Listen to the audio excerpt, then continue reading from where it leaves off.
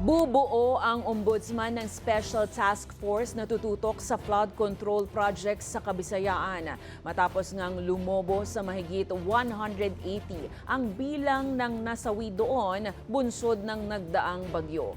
Karamihan sa mga nasawi, inanod ng flash floods. Narito ang ating balitang A to Z. Personal na nagpahayag ng pakikiramay si Pangulong Ferdinand Marcos Jr. sa mga biktima ng Typhoon Tino sa kanyang pagbisita sa Kabisayaan ngayong November 7.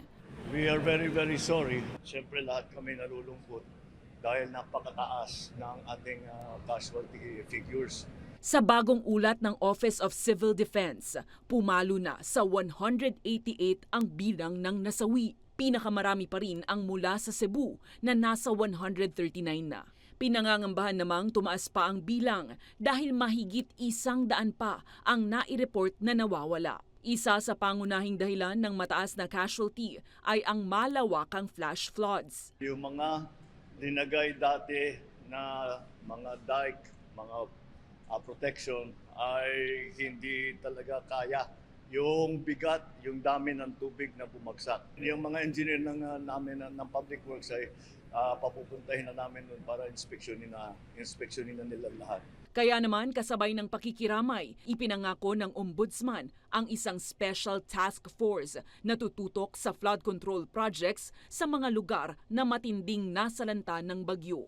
Habang iimbestigahan rin ng DPWH at DENR ang kontrobersyal na Monterrazas property project sa Cebu na sinisisi ng ilang residente sa malawakang pagbaha. Kasabay nito, ipinangako ng Pangulo ang tuloy-tuloy na tulong ng national government sa mga lokalidad. Kabilang rito ang suporta sa mga nawalan ng tirahan at relocation plans para sa iba pa. Meron tayo mga i-relocate kasi marami sa naging biktima ay nasa no-build zone at nakapagpatayo sila ng bahay doon. As long as the government, the national government is needed, we will be here.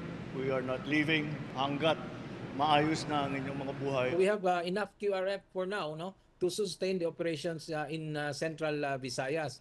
But meron pa po tayong mga balancing NDRIM fund na close to 3 billion from the NDRIM fund na pwede pong gamitin for QRF replenishment until the end of the year. Samantala, personal ring nakiramay si PBBM sa isa sa Air Force personnel na nasawi sa kasagsagan ng disaster response operations nang mag-crash ang kanilang helicopter sa Agusan del Sur. Una nang binigyan ng Philippine Air Force ng pagkilala ang 6 na crew members na nasawi dahil sa kanilang pambihirang serbisyo na sunod sa kanilang kredo upang masagip ang iba.